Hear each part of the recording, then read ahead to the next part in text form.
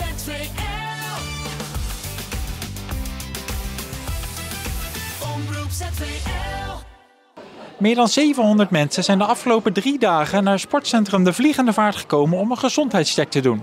Hoog tijd om eens te kijken hoe gezond de inwoners zijn.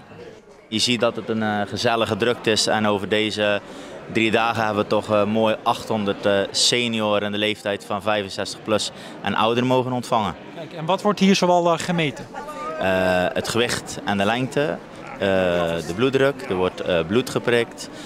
Een belangrijk onderdeel is ook de valrisicoanalyse, beenkracht, knijpkracht. En we sluiten af met een kort gesprekje waar mensen tegenaan lopen. We nemen de rapportage die wordt uitgedraaid door Sport Zeeland even door.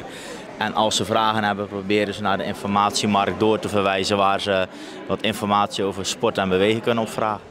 Nou, ik vind dat wel goed eigenlijk, dat alle senioren deze test krijgen. Ja, u heeft een brief in de bus gehad en toen dacht u meteen, daar ga ik naartoe. Ja, meteen mijn man zei, ga je mee? Ik zei, ja, sport wel, ik beweeg altijd wel heel veel, maar ik zei, ik ga toch mee. En nu, u heeft hier net uw knijpkracht gemeten. Het werd zelfs een beetje competitief, zag ik, hè? Nou, dat weet ik niet, maar in ieder geval, het was niet slecht, begreep ik. Nee, 40 kilo, zo was uw knijpkracht. 41 kilo. Kijk.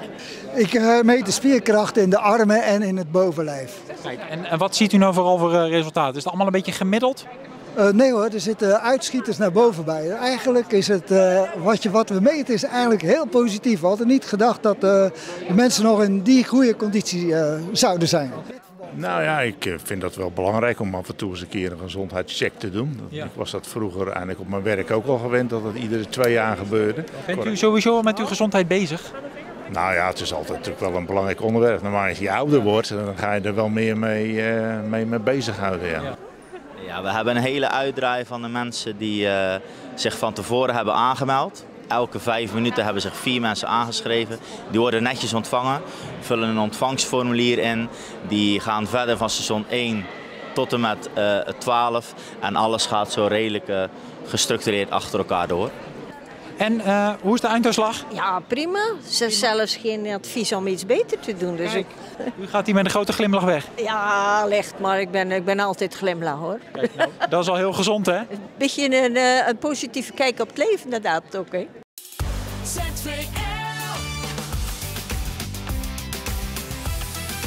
Omroep ZVL.